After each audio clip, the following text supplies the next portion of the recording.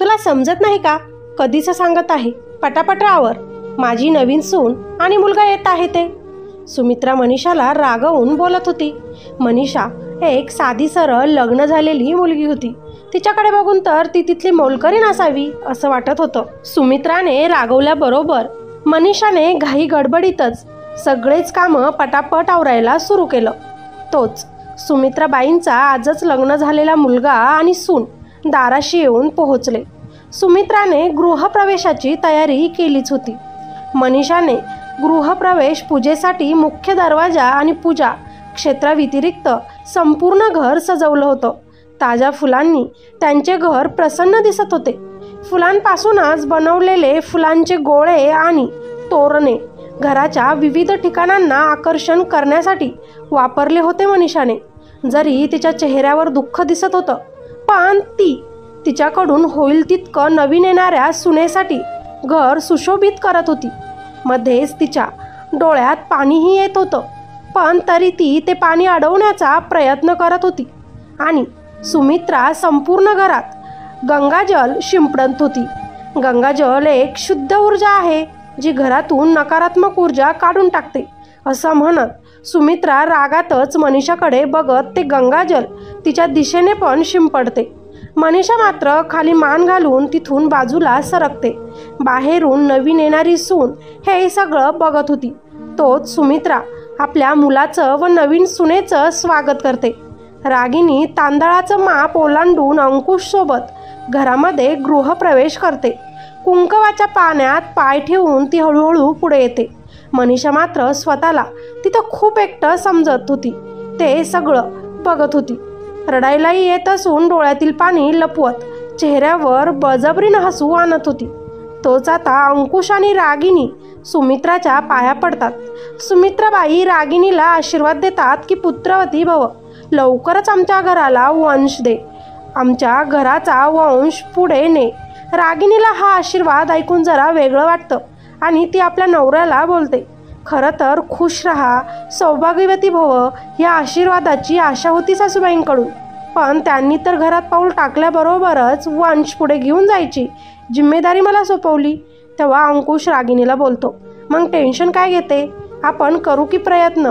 ओय इतक्यात नकोय हं मला हे मुलं बिलं, माझी लाईफ एन्जॉय करायची आहे मला.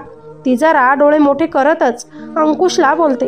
खरं तर रागिनी ही खूप हट्टी मुलगी होती. बोलकी होती, समजदार तर ती होतीच, पण विचार करणारी पण खूपच होती. तिला खूप लवकर दुसऱ्यांचं बोलणं खटकत असे आणि ती त्याचं उत्तर तिथेच देऊन मोकळी पण होत असे. आता अंकुश आणि रागिनीसोबत सुमित्राबाई बोलत असतात.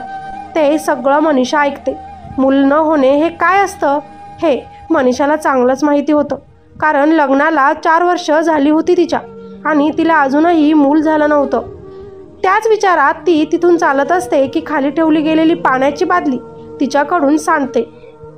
आता मात्र सुमित्राबाई तिला खूपच सुनावतात आणि रागातच म्हणतात, आता आमचे सगळ्यांचे तोंड का पाहत आहेस, जा पोचा घेऊन ये आणि हे सगळं पाणी साफ कर. मनीषा घाईघाईतच जाऊन पोचा आणते आणि ते पाणी पुसून फरची साफ करते. ती खूपच घाबरलेली दिसत होती. हे बघून रागिनी तिच्याकडे जाते आणि तिला बोलते, काय झालं, तू इतकं का घाबरत आहेस. मनीषा काही बोलणार तोच सुमित्रा बोलते, सुनबाई सोड ना, तू जा, तू जाऊन तुझ्या नवऱ्यासोबत प्रेमाचा क्षण जग, हिच्या नादी लागून उपयोग नाही. अंकुश मात्र शांततेत सगळं काही बघत होता. तेव्हा लगेचच रागिनी त्याला बोलते, हे काय अंकुश, सासूबाई आपल्या समोर असं घरातील कामवाल्या बाईसोबत बोलत आहेत, तिला किती वाईट वाटत असेल बरं. जरी ती घरातील मोलकरी नसली म्हणून काय झालं, आहे तर तीही एक माणूसच ना. मला अजिबात हे आवडलं नाही. बघ ती बिचारी किती घाबरली आहे ते. अंकुश मनीषाकडे बघतच बोलतो, रागिनी सोड ना तू हे सगळं, आई आणि ती मनीषा ते बघून घेतील सगळं. आपण आपल्या लग्नावर, आपल्या पहिल्या रात्रीवर फोकस देऊ. त्याचं बोलणं ऐकून मात्र मनीषाला परत खूप रडू येतं. तिचं मन भरून येतं. तोच सुमित्रा बोलते, तुझं तोंड बंद ठेवायचं, जर कधी सुनबाईसमोर स्वतःचं तोंड उघडला ना तर बघ घरातून बाहेर काढून देईल. म्हणत सुमित्रा तिच्या खोलीत निघून जाते आणि अंकुश पण आपल्या बायकोला घेऊन त्याच्या खोलीत जातो. रागिनी मात्र बाहेरील मनीषाबद्दलच विचार करत अंकुशला विचारपूस करत होती. आणि इकडे मनीषा त्या अडगळीच्या खोलीत जाऊन तोंडात साडीचा गोळा घालून ढसाढसा रडत होती. आपला आवाज बाहेर कुणाला जाऊ नये याचा ती प्रयत्न करत होती. तोच सुमित्राबाई आत येतात आणि तिला बोलतात, तुझं हे काय सुरू आहे? स्वतःला बिचारी दाखवणं बंद कर, तू रडणं बंद कर आधी आणि उठ जा. अंकुशला आणि माझ्या सुनेला दुधाचा ग्लास देऊ नये. पण आई, मी का जाऊ? मी नाही जाऊ शकत, मला माफ करा, ती डोळे पुसतच बोलते. तोच सुमित्रा बोलते, ते मला काही सांगू नको, उठ आणि दुधाचा ग्लास देऊ नये, नाहीतर उद्याच तुला या घराच्या बाहेर काढेल. विसरू नको, तुझे म्हातारे आई वडील आहेत, ते सोडून दुसरं कुणी नाही तुझं की जे तुला सांभाळतील. म्हणून जे सांगितलं ते काम करायचं. तुझी या घरात फक्त मोलकरणीची जागा आहे, समजलं? आता मात्र मनीषा विचार करते की माझ्या आईवडिलांना किती वाईट वाटेल जर त्यांना माझी सत्यता समजली तर, आणि जर खरंच मला बाहेर काढून दिलं तर ते हा धक्का कसा काय सहन करतील. म्हणून ती पटकनच किचनमध्ये जाऊन दुधाचा ग्लास घेऊन अंकुशच्या रूमकडे जाते. आतमध्ये हसायचा आवाज येत होता. तिनं दरवाजा वाजवला, पण ते दोघं बोलण्यात हसण्यात इतकं व्यस्त होते की त्यांना तिचा दरवाजा वाजवण्याचा आवाज देखील आला नाही. म्हणून आता तीच दरवाजा पुढे ढकलून आत जाते. आतमध्ये अंकुश रागिणीच्या अंगावरील दागिने एक एक करून काढत होता. ते बघून मनीषाने आपलं पाऊल तिथेच थांबवलं. तिला असं आतमध्ये आलेलं बघून अंकुश पण तिच्यावर चिडला. तू इथे काय करत आहेस? तुला सांगितलं आहे ना माझ्या रूममध्ये येत जाऊ नकोस असं. ते मी मनीषा घाबरत बोलण्याचा प्रयत्न करते. तोच रागिनी बोलते, अंकुश जरा शांत हो, ती बिचारी आधीच किती घाबरली आहे, तुला दिसत नाही का? तिच्या हातात दुधाचा ग्लास आहे आणि मला वाटतं सासूबाईंनीच तिला पाठवलं असेल. वंश जो पाहिजे आहे त्यांना, दुधाने तुला. ती हसते आणि बोलता बोलता थांबते. मनीषा पण ग्लास ठेवून पटकनच तिथून बाहेर जातच होती की रागिनी तिला बोलते, मनीषा काय झालं आहे? तू इतकं का घाबरतेस? काळजी करू नको, मी अंकुश आणि सासूबाईंसारखं तुझ्यावर रागवणार नाही. मनीषा तिच्याकडे बघतच आपल्या चेहऱ्यावर हास्य आणत बाहेर निघते. तोच अंकुश बोलतो, आज नंतर खोलीत येताना विचारून येत जा आणि नाही आली तरी चालेल. मनीषा त्याच्याकडे एकटक बघते, जसं त्याचं आणि तिचं काहीतरी नातं आहे. तो तिला ओरडतो, काय झालं? आता बाहेर जाण्यासाठी मुहूर्त काढून आणू का? त्याच्या अशा बोलण्यानं तिचं मन दुखतं. पण रागिनीकडे बघून ती शांत राहते आणि आपल्या अडगळीच्या रूममध्ये येत रडत बसते. तिला तिचे ते पहिले दिवस आठवतात ज्यात ती खूपच खुश होती. आणि आज हे काय झालं? देवा मला का आई बनवलं नाही, म्हणून ती रडत असते. रात्री कधी तिचा डोळा लागतो ते तिला समजत देखील नाही. पण सकाळी जाग आली ती सुमित्राबाईने थंड पाणी तोंडावर मारल्यानं. सुमित्रा तिला बोलते, महाराणी सारखं झोपू नकोस, उठ आणि घरातील कामं उरकून घे. आता तू या घराची सून नाही, मोलकरीण आहे, विसरू नकोस. तसंच उठून ती सुमित्राबाईंना म्हणते, मला माहिती आहे तुम्ही असे बोलून माझे मन सारखे सारखे दुखवू नका. तोच सुमित्राबाई बोलते, आपले तोंड जरा हातात ठेवूनच बोलत जा रागिणीसमोर. ती जे काही विचारल विचार करून तिला उत्तरे देत जा, मला काहीही ऐकायला यायला नको. इतकं बोलतच सुमित्राबाई तिथून बाहेर जातात. इकडे मनीषा आपले आवरून किचनमध्ये जाऊन नाश्त्याची तयारी करते. रागिनी पण आपलं आवरून किचनमध्ये येते आणि आपल्या नवऱ्याला काय काय आवडतं, त्यांच्या वस्तू कुठे कुठे राहतात, त्यांचं डेलीचं रुटीन काय आहे हे सुमित्राबाईंना विचारते. तोच हातात चहाचा ट्रे घेऊन येणारी मनीषा रागिनीला बोलते, रागिनीताई त्यांचा सकाळी 6 वाजताचा अलार्म सेट करून ठेवायचा असतो, तेव्हाच ते उठतात, व्यायाम करून स्वतःचं आवरतात. आज तर मी त्यांचं सगळं आवरलं आहे. त्यांचा टिफिन बनवून रेडी झाला आहे. त्यांचा रुमाल हा नेहमीच कपाटात डाव्या बाजूनं ठेवलेला असतो, त्याच खाली सॉक्स पण असतात. दर सोमवार आणि गुरुवार त्यांचा व्हाईट शर्ट त्यांना हवा असतो, बाकी दिवस तर कोणता पण ड्रेस घातलेलं चालतं त्यांना. रागिनी मात्र तिच्या तोंडाकडेच बघत राहिली. तिला आश्चर्य वाटलं, ही घरातील मोलकरीण असून आपल्या नवऱ्याबद्दल तिला इतकं माहिती कसं? ती आपल्या सासूकडे पण बघते. मनीषा मात्र नवऱ्याला काय काय आवडतं आणि काय आवडत नाही याची सगळी लिस्ट तोंडपाठ रागिणीला सांगत होती. तोच रागिणी तिला विचारते, मला सांग मनीषा, तुला हे सगळं कसं माहिती? तेव्हा मनीषा बोलायचं शांत राहते आणि सुमित्रा बाईंकडे बघते. तेव्हा सुमित्रा म्हणते, अगं रागिणी, तिला हे सगळं मी तर शिकवलं आहे आणि तीच सगळं करायची तू येण्याआधी, म्हणून तिला सगळंच माहिती आहे, बाकी काही नाही. तू जास्त विचार करू नको याचा, तू फक्त मला लवकरात लवकर खुशखबरी दे. आता रागिणी तिच्या सासू सुमित्राबाईंना बोलते, आताशी तर लग्न झालं, मी काय मशीन नाही लगेच तुम्हाला नातू द्यायला. बोलता बोलता तिचं लक्ष मनीषाने लावलेल्या सिंदूरवर जातं आणि गळ्यातील मंगळसूत्रावर जाते आणि ती लगेचच विचारते, मनीषा, तुझं लग्न झालंय ना, मग तू इथे का राहतेस? तुझा नवरा कुठे आहे? मनीषाच्या डोळ्यात पाणी येतं आणि ती रागिणीने विचारलेल्या प्रश्नांना काहीच उत्तर देत नाही. तेव्हाच सुमित्रा बोलते, अगं रागिणी, तिचा नवरा दूर परदेशात राहतो, धोका दिलाय त्यानं तिला, म्हणून इथेच राहते तेव्हापासून ती. पण रागिणीला सारखे काहीतरी गडबड आहे असं वाटत होतं, म्हणून ती खूपच विचारपूस मनीषाला करते. पण सुमित्रा आणि अंकुशच्या धाकाने मनीषा रागिणीला उडवाउडवीचे उत्तर देते. खरं काय आहे काहीच सांगत नाही.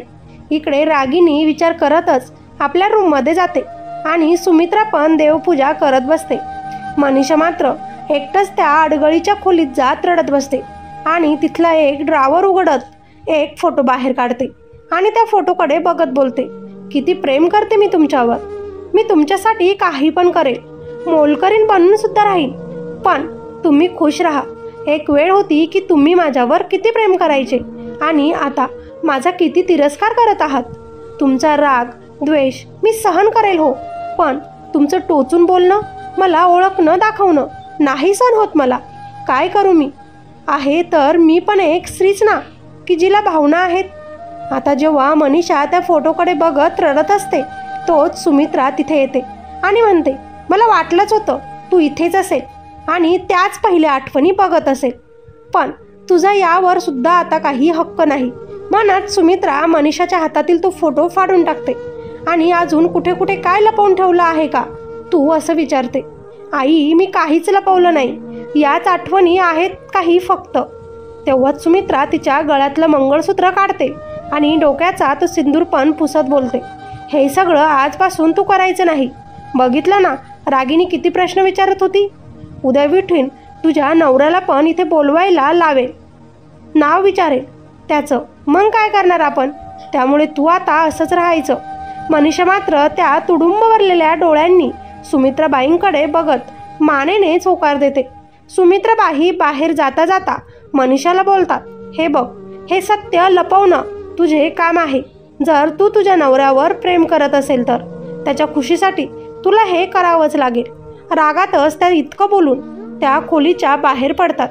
इकडे मनीषा मात्र फाडलेला तो फोटो जोडण्याचा प्रयत्न करते, कारण तेवढा एकतर फोटो तिनं लपवून ठेवला होता, बाकी तर सुमित्राबाईंनी सगळं काही जाळून टाकले होते. आता मात्र तो फोटो कुणाचा होता हे जाणून तुम्हालाही धक्का बसेल. जेव्हा मनीषा तो फोटो जोडते तेव्हा तिचा नवरा दुसरा तिसरा कुणी नसून अंकुश असल्याचं स्पष्ट होतं. म्हणजे मनीषा त्या घरातील मोलकरीण नसून सुमित्राबाईंची सून होती, अंकुशची बायको होती. मग का तरी ती चूप बसून हे सगळं काही सहन करत होती. आता मनीषा त्या फोटोकडे बघतच बोलते, तुम्हाला आठवतं आपलं जेव्हा लग्न झालं होतं तेव्हा तुम्ही मला बोलले होते की मी तुझ्याशिवाय जगू शकत नाही. तू जर एक दिवस माझ्यासोबत बोलली नाही तर मला वाटतं माझ्यातील प्राण निघून गेली की काय. एकदा तर तुम्ही ऑफिसचे काम करत बसले होते रूममध्ये, म्हणून दरवाजा वाजवून मी रूममध्ये आले तर मला किती बोलले होते तुम्ही की तुला दरवाजा वाजवून विचारून यायची काही गरज नाही, तू तर या घराची महाराणी आहेस. आणि आता काय झालं? काल का मला इतकं रागवले? आता मी तुमच्यासाठी काहीच नाही का? असं बोलत ती मनीषा रडत होती. तेव्हा लगेचच सुमित्रा तिला आवाज देत बोलतात, तुला एकदा सांगितलेलं समजत नाही का? जा, माझ्या सुनेला काही लागतं का ते बघ.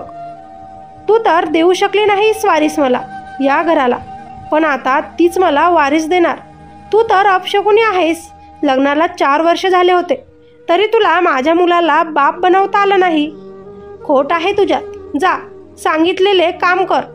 अंकुश पण दुरून हे सगळं बघतो, ऐकतो, पण तो मनीषाकडे अजिबातही लक्ष देत नाही. त्याच्यासाठी आता ती काहीच महत्त्वाची नव्हती, कारण तो फक्त आपल्या आईनं जे सांगितलं तेच ऐकत होता. आई जे म्हणेल ते त्याच्यासाठी खरं असे, आणि त्यामुळेच इतकं प्रेम असून पण मनीषा आणि तो असे वेगळे झालेत. आणि मुलासाठी त्यानं रागिनीसोबत लग्न केलं. जेव्हा त्याची आई त्याला सांगते की मनीषा आई होत नाही, 4 वर्ष झालेत तरी अजूनही खुशखबरी दिली नाही, तर तिच्यात काहीतरी नक्कीच कमी आहे. मी तुझ्यासाठी दुसरी मुलगी शोधली आहे, तू तिच्यासोबत लग्न कर. मनीषाचा विषय आता सोडून दे. तेव्हा कसलाच विचार न करता त्यानं आपल्या आईचं ऐकलं. पण मनीषाच्या घरची परिस्थिती गरीब असल्यानं ती आपल्या आईवडिलांच्या घरी जाऊन त्यांच्यावर भार होऊ शकत नव्हती.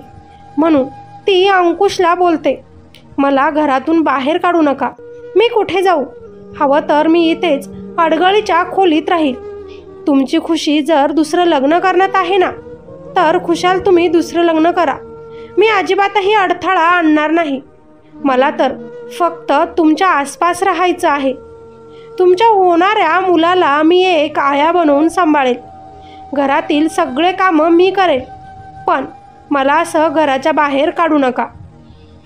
पण सासू ऐकत नाही आणि तिला घराच्या बाहेर काढण्याचा प्रयत्न करते. पण मनीषा खूपच विनवणी करते, रडत असते. तेव्हा कुठेतरी अंकुशला तिची कीव येते आणि तो आपल्या आईला बोलतो की आई, तिला राहू दे ना घरातच. तितकंच तुला पण मदत होईल कामात आणि तुझ्या येणाऱ्या सुनेला पण हातभार लागेल. तेव्हा सुमित्रा आणि अंकुश सोबत निर्णय घेऊन तिला घरात मोलकरीण बनून राहावं लागेल असं सांगतात. आणि मनीषा पण त्यांचं ऐकते. तिला आवाज उठवता आला असता, तिला अंकुशला दुसरं लग्न केल्यावर जेलमध्ये पाठवता आलं असतं, पण तिचं त्याच्यावर खूप प्रेम होतं आणि तो पण आपल्यावर प्रेम करतो हे तिला वाटत होतं. फक्त आपण त्याला बाप बनण्याचं सुख दिलं नाही म्हणून तो नाराज आहे आपल्यावर, हा तिचा त्याच्याबद्दल असणारा गैरसमज होता. आणि त्याच गैरसमज आंधळ्या प्रेमासाठी ती त्याच घरात मोलकरीण बनून राहत होती. सुमित्रा आणि अंकुशने तर ही गोष्ट लग्न जमवताना रागिनी आणि तिच्या परिवारापासून पण लपवली होती. रागिनीला अंकुश आवडला आणि तिनं पण लग्नाला होकार दिला होता, पण त्याचं आधीच लग्न झालंय हे तिला पुढे जाऊन समजणार होतं. एक दिवस अंकुशचा मित्र राकेश हा अचानकच घरी आला आणि तेव्हाच मनीषा हॉलमध्ये काम करत होती. म्हणून तो, वहिनी कुठे आहे अंकुश, असं बोलला. तेव्हा मनीषा राकेशकडे बघून बोलते, अरे राकेश भाऊजी, कधी आलात तुम्ही? तोच राकेश काही बोलणार तर अंकुश आपल्या बायको रागिनीसोबत बाहेर आला आणि म्हणाला, अरे राकेश, ही तुझी रागिनी वहिनी. राकेशला काहीच समजेना. तो मात्र मनीषाकडे बघतच होता आणि अंकुशकडेही बघत होता. तोच राकेश अंकुशला डोळ्यांनीच विचारतो. आता अंकुश त्याला मिठी मारतो आणि खूपच दिवस झालेत आपण भेटलो नव्हतो, बरं झालं आलास असं बोलतो. पण रागिनी त्याला बोलते, तुम्ही तर अंकुशचे जवळचे मित्र आहात, मग लग्नाला का आले नाही? तेव्हा अंकुश बोलतो की वहिनी, काम होतं महत्त्वाचं म्हणून आलो नाही. लग्नाला जमलं नाही म्हणून मित्राला भेटायला सुट्टी काढून आलो आहे. आता 1 महिना मी इथेच राहणार. तो मनीषाकडे बघतच बोलतो. आता अंकुश आणि राकेश गप्पा मारतच बाहेर जातात. इकडे रागिनी मात्र अंकुश मनीषाला का वहिनी म्हटला तोच विचार करत होती आणि म्हणूनच ती मनीषाला परत काही प्रश्न विचारते. खरं तर मनीषाकडून तिला अपेक्षित असं उत्तर मिळत नव्हतं. मनीषा पण आपल्या नवऱ्यासाठी तिच्यापासून हे सगळंच लपवत होती. आता रागिनी सासूसमोर बोलते, तो राकेश या मनीषाला वहिनी कसं काय बोलला आणि ही मनीषा इथे कधीपासून काम करते? तेव्हा तिची सासू बोलते, अगं 4 वर्ष झाले ती इथे आहे आणि राकेशला वाटलं असेल अंकुशची बायको आहे म्हणून बोलला असेल. पण रागिनी मात्र या गोष्टीवर विचार करू लागली. सुमित्राला समजलं की रागिनीच्या डोक्यात डाऊट आला आहे, संशय आला आहे म्हणून ती आपल्या मुलाला आणि सुनेला हनीमूनला पाठवण्याचा प्लॅन करते. इकडे राकेश अंकुशला विचारतो, काय यार, तू दुसरे लग्न केले? इथं माझं तर पहिलं पण लग्न झालं नाही. आणि अंक्या, खरं सांग, तू मनीषा वहिनींना का सोडलं? किती प्रेम करतात त्या तुझ्यावर. तेव्हा अंकुश जे खरं आहे ते सगळं काही आपल्या मित्राला सांगतो. पण कानून नावाची पण काही गोष्ट असते. असं कसं दुसरं लग्न करू शकला राकेश? त्याला बोलतो. अरे जाऊ दे, तू रागिणीसमोर असं काहीही बोलू नकोस म्हणजे झालं. तिला या सगळ्या गोष्टींची काहीही एक आयडिया नाही. असं बोलून मात्र अंकुश घरात निघून जातो. पण त्याचा मित्र राकेश हा मनीषाबद्दल वाईट विचार करू लागतो. तो त्याच रात्री मनीषाकडे तिच्या खोलीत जातो आणि तिला बोलतो, वहिनी, जे झालं ते वाईट झालं. तुमचा फायदा घेतला या सगळ्यांनी. पण घाबरू नका, मी आहे ना. आपण जाऊ पोलीस स्टेशनमध्ये, केस करू अंकुशवर. मी साथ देईल तुम्हाला. तिचे सांत्वन करत तो तिच्या अंगाला हात लावतो. त्याचा तो स्पर्श वाईट होता हे तिला लगेचच समजतं. म्हणून ती त्याला आपल्यापासून दूर ढकलते आणि बोलते, मला नाही करायची केस, तुम्ही जा, मला काहीच करायचं नाही. तेव्हा राकेश बोलतो, वहिनी, आता तर मी जातोय, पण लवकरच तुम्हाला माझी गरज पडेल. पण त्याचं ते बोलणं, तो वाईट स्पर्श आठवून मनीषा खूपच घाबरते आणि रडते. पण शांत बसण्यात सगळ्यांचीच भलाई आहे असा विचार करून ती राकेशबद्दल कुणासोबतच काहीच बोलत नाही. इकडे सुमित्रा आपल्या मुलाला रागिणीला घेऊन फिरायला जा आणि खुशखबरी घेऊन ये असं बोलतात. म्हणून अंकुश रागिणीला घेऊन मनालीला जायचं ठरवतो. रागिणी खूपच खुश होते, आपली पॅकिंग करते आणि दोघं पण घरातून बाहेर निघायला लागतात. रागिणी सासूसोबत बोलत असते तोपर्यंत मनीषा पटकनच अंकुशजवळ जात त्याला बोलते, अंकुश, तुमचा मित्र माझ्यावर वाईट नजर ठेवून आहे. मला इथे एकटं सोडून जाऊ नका. तेव्हा अंकुश बोलतो की आई आहे ना इथे. आणि राहिला राकेशचा प्रश्न, तर मला नाही वाटत तो काही वाईट करेल. त्याच्यावर पूर्ण विश्वास आहे माझा. ते दोघं बोलत असताना रागिणी परत त्यांचं निरीक्षण करत असते. तिला तर काय चाललं आहे हे समजतच नव्हतं. पण फिरायला जाण्याच्या खुशीत ती सगळं विसरून अंकुशसोबत निघून जाते. असाच 1-2 दिवस जातो. राकेश मात्र मनीषाला सारखं त्रास देत होता. माझ्यासोबत राहा, आपण लग्न करू असं म्हणत होता. मला मूलबिल काही नको, आपण फक्त मजा करू असं बोलत होता. त्याच्या या बोलण्यानं ती घाबरली होती आणि म्हणूनच तिनं सुमित्राला सुद्धा याबद्दल सांगितलं. पण सुमित्राबाई बोलली, हे बघ, काहीही कर तिकडे, आता आम्हाला त्याचं काहीही करायचं नाही. आता मात्र मनीषा पूर्णच एकटी पडली. तो राकेश कधी पण तिच्यावर तुटून पडेल असंच तिला वाटत होतं. म्हणून ती खूपच घाबरून राहत होती. पण त्या नराधमाने त्या रात्री तिचा फायदा घेतलाच. ती नाही नको बोलत होती, पण राकेशनं काही न ऐकता तिच्यावर बळजबरी करायला सुरू केलं. ती आई, सासूबाई सारखं नाव घेऊन ओरडत होती, पण सुमित्राने न ऐकल्यासारखं केलं. आणि इकडे तिच्यावर राकेशने. आता मात्र ती पूर्णच तुटली. तो तिचा फायदा घेत होता आणि ती शांत पडून तिच्या नशिबाला कोसत होती. त्याच दुपारी रागिणी रागातच घरात येते आणि तिच्या पाठोपाठ अंकुश पण येतो. त्यांना दोघांना असं येताना बघून सुमित्राबाई त्यांना विचारतात, तुम्ही तर अजून 5 दिवसांनी येणार होते ना, मग इतक्या लवकर का आलात? तेव्हा रागिणी बोलते, तिथे तर आम्ही फक्त रूममध्ये झोपायलाच गेलो होतो ना. तुमच्या मुलाला बाहेर फिरण्यात अजिबातही इंटरेस्ट नव्हता. त्याला फक्त रोमांस करायचा होता. त्याला फक्त मूल पाहिजे हेच त्याच्या तोंडून येत होतं. म्हणजे मी काय गरोदर राहायला गेले नव्हते तिथं.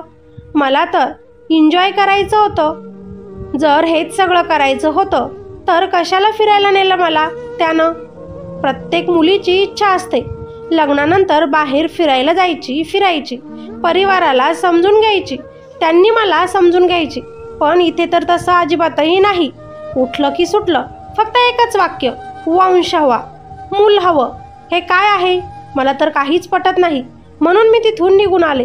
आणि आता सासूबाई, असंच चाललं तर मी इथून निघून जाईल घरी. ती रागातच बोलत होती. सासूबाई शांत बसली.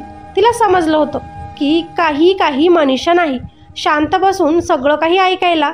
म्हणून सुमित्रा तिला समजवण्याचा प्रयत्न करतच होत्या. की मनीषा रडत रडत अंकुशजवळ आली आणि त्याला बोलू लागली, अंकुश बघा, तुमच्या मित्राने माझ्यासोबत काय केलं. मी म्हटले होते ना की तुमच्या मित्राची माझ्यावर वाईट नजर आहे ते, पण तुम्ही त्याच्यावर विश्वास दाखवला. बघा त्यानं काय केलं ते. आपल्या हातावरील आणि तोंडावरील ओरखडे दाखवत रडत रडत मनीषा बोलत होती. पण सुमित्रा आणि अंकुश रागिणीसमोर मनीषालाच दोष देत होते. ती रडत होती, पण यांनी मात्र तिलाच नाव ठेवायला सुरू केलं. आता मात्र रागिणीनं आपला कंट्रोल सोडला आणि बोलली, अंकुश, कोणतीही मुलगी आपल्यासोबत अत्याचार झालेलं खोटं का सांगेल. तिची अवस्था बघून ती खोटं बोलत आहे असं वाटतं का तुला. आपण शांत कसं बसू शकतो. तुझ्या त्या मित्राला आत्ताच घराच्या बाहेर काढून दे. पोलिसांना फोन कर. रागिणी जोरातच बोलते. राकेशला आवाज देते. तेव्हा राकेश पण खोटं बोलतो. मी नाही, मनीषाच माझ्याकडे आली होती असं बोलतो. आता मात्र रागिणी चिडते आणि म्हणते, अंकुश तू पोलिसांना फोन करतो की मी करू. तेव्हा अंकुश राकेशकडे बघतो. त्याला काहीच कळत नव्हतं की काय करावं. तोच राकेश बोलतो, हे बघ अंकुश, तू जर मला पोलिसांच्या स्वाधीन केलं तर तुम्ही दोघं पण पोलीस स्टेशनमध्ये जाल हे विसरू नको. तेव्हा रागिणी परत बोलते, अंकुश का जेलमध्ये जाईल. तेव्हा सुमित्रा पटकनच बाजू सावरते आणि म्हणते, राकेश जा, तू तुझ्या रूममध्ये जा. आणि मनीषाला पण रागावून ती तिच्या खोलीत पाठवून देते.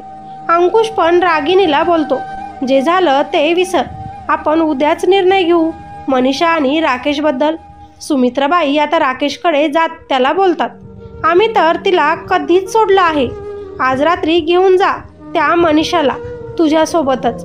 आम्हाला नको ती बला आता आमच्या घरात. राकेश खुश होतो आणि आज रात्रीच मी तिला घेऊन जातो असं बोलतो. इकडे मात्र रागिणीला झोप येत नव्हती, म्हणून ती डायरेक्ट मनीषाच्या खोलीकडे जाते. मनीषा खोलीत बसून रडत असते. आता मी काय करू. माझ्यावर कोणीच विश्वास ठेवत नाही. अंकुशसुद्धा आता माझ्यावर विश्वास ठेवत नाही. माझ्या मनातील भावना मी आता कुणाजवळ व्यक्त करू. कोण माझ्यावर विश्वास ठेवेल. असं बोलत ती खूप रडत होती. तोच रागिणी तिला बोलते, तुझ्या मनात जे काही चालू आहे ते तू माझ्याजवळ व्यक्त कर. मी तुझ्यावर विश्वास ठेवेल. तेव्हा मनीषा रागिणीच्या गळ्यात पडून खूप रडते आणि तिला म्हणते, मी काहीच चुकीचं केलं नाही. राकेशनेच माझ्यावर बळजबरी केली आणि सगळा आरोप मात्र माझ्यावरच लावून दिला. मी खोटं बोलत नाही. मी खरंच निर्दोष आहे. तेव्हा रागिणी बोलते, अंकुश तुझं कोण आहे. मला ते अगोदर खरं खरं सांग. तेव्हा मनीषा आता शांत राहते आणि आता रागिणी तिला बोलते, तू कोणत्या माणसासाठी शांत बसत आहेस. जो तुझ्यावर आरोप लावतोय, जो तुला वाईट बोलतोय. जर तू असंच जगत राहिली तर त्यात काहीही एक अर्थ नाही. तेव्हा तुझ्या मनात जे चालू आहे ते मला सांग. कोण आहे अंकुश आणि सुमित्राबाई तुझी. तेव्हा मनीषा रडते आणि सांगते, अंकुश माझा नवरा आहे आणि सुमित्राबाई माझ्या सासू. माझ्या लग्नाला 4 वर्ष झाले. मला मूल बाळ झालं नाही, म्हणून सासूबाईंनी मला घरातून बाहेर काढण्याचा निर्णय घेतला आणि अंकुशचं दुसरं लग्न तुमच्यासोबत लावून द्यायचं असं ठरवलं. मी गरीब घरातील एक साधी सिंपल मुलगी आहे. मला मात्र फक्त अंकुशचं प्रेम हवं आहे. जरी तो तुमच्यासोबत खुश असला तरी माझ्या डोळ्यांसमोर तो आहे असं बघूनच मी खूपच खुश असते. आता मात्र मनीषाचं बोलणं ऐकून रागिणीला खूपच मोठा धक्का बसला. तिलाही धोका देण्यात आला होता हे तिला वाटलं. पहिलं लग्न झालेलं असूनसुद्धा फक्त मुलासाठी रागिणीसोबत लग्न करण्यात आलं होतं. म्हणजे ही एक खूप मोठी फसवणूक तिच्या आणि तिच्या परिवारासोबत झाल्याचं तिला समजलं होतं. आणि येताना तिनं आपल्या सासूची आणि राकेशचं सुद्धा बोलणं ऐकलं होतं. तेव्हा ती मनीषाला बोलते, तू यांचा अत्याचार कसं काय सहन करत होतीस. तू शांत बसायला नको होतं. जरी तो तुझा नवरा असला म्हणून काय झालं. आपण एक स्त्री आहोत. आपल्यालाही मन असतं. तू हे सहन करायला अजिबात नको होतं. सारखं सारखं रागिणी मनीषाला हेच बोलत होती आणि बाहेर तुझ्याबद्दल काय बोलणं चालू आहे हे पण ती सांगत होती.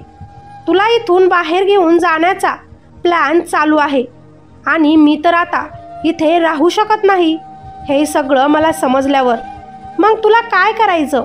तुझ्या नवऱ्यावर आणि सासूवर केस करायची की त्या राकेशसोबत इथून बाहेर पडायचं आणि त्याचा अत्याचार सहन करायचा?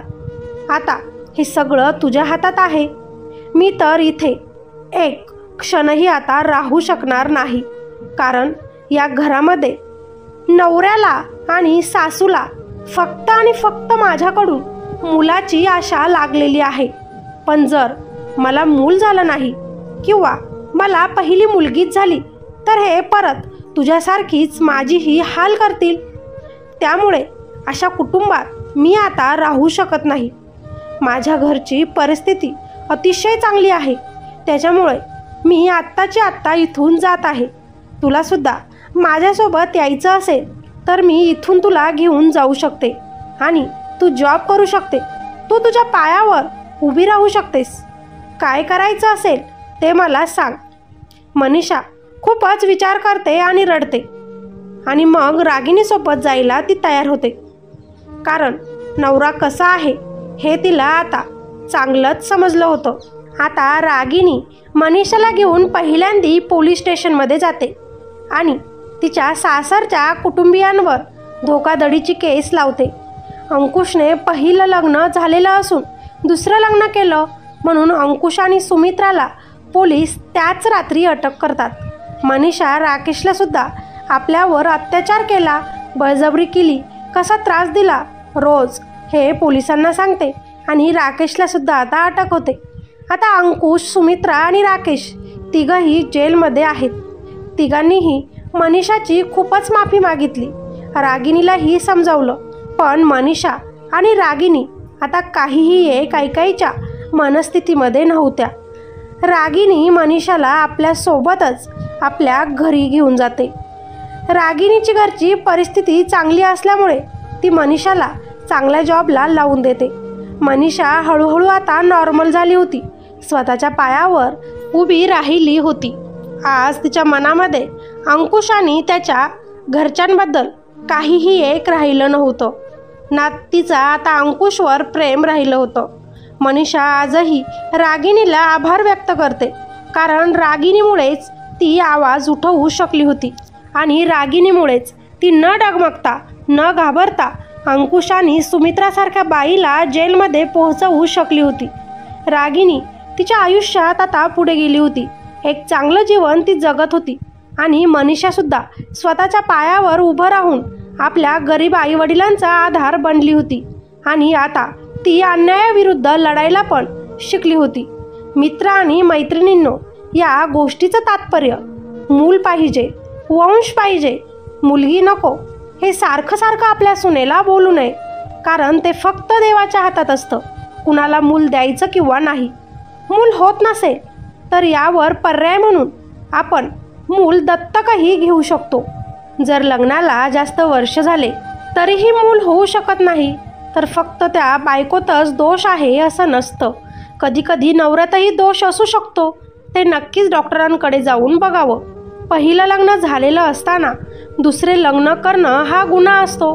त्याच्यामुळे पहिल्या बायकोने सगळं सहन करून नवऱ्याच्या प्रेमाखातर त्याला हा गुन्हा करून देऊ नये. आंधळा विश्वास नवऱ्यावर, नवऱ्याच्या मित्रावर किंवा आपल्या सासू सासऱ्यांवर कधीच ठेवू नये. आपण एक स्त्री आहोत. अन्यायाविरुद्ध लढायला नक्कीच शिकावं. ही स्टोरी आवडली असेल तर लाईक करायला विसरू नका. कॉमेंट करून नक्कीच सांगा, खरंच आजही असं होत असतं का? मुलांसाठी दुसरे लग्न.